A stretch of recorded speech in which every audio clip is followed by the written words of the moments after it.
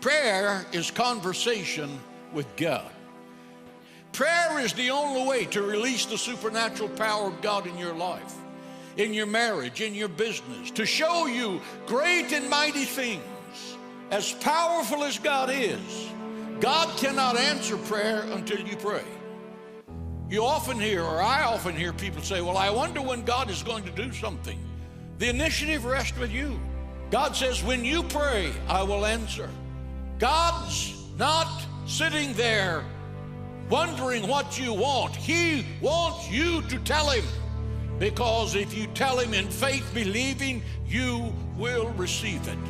Prayer is the key that unlocks the gates of heaven and closes the gates of hell. Prayer has the power to cure sickness and disease. Prayer can shatter the shackles of misery and habits that enslave you, the torments of your son, the thing that's destroying your daughter, your husband, your wife. Prayer can change that. Prayer does not need proof. Prayer needs practice.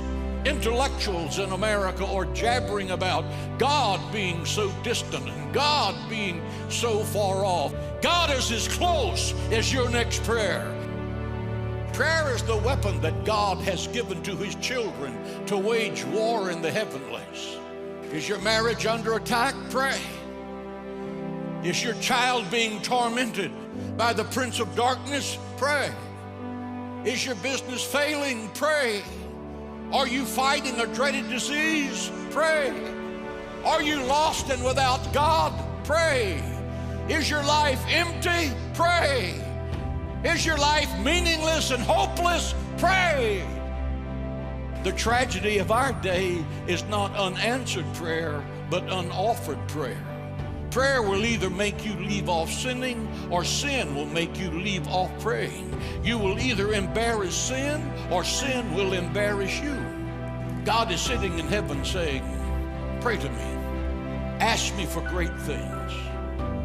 Ask me to pull down strongholds. Ask me to break Satan's grip over your job, over your family. When you pray, ask God for big things.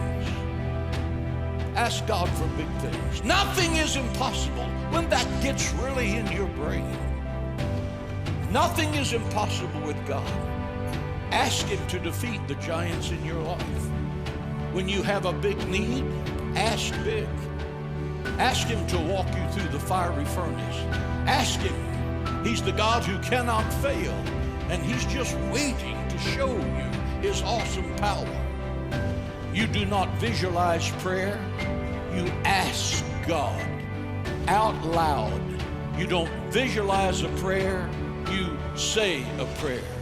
As powerful as God is, he's not going to answer you until you ask him in the authority of Jesus' name.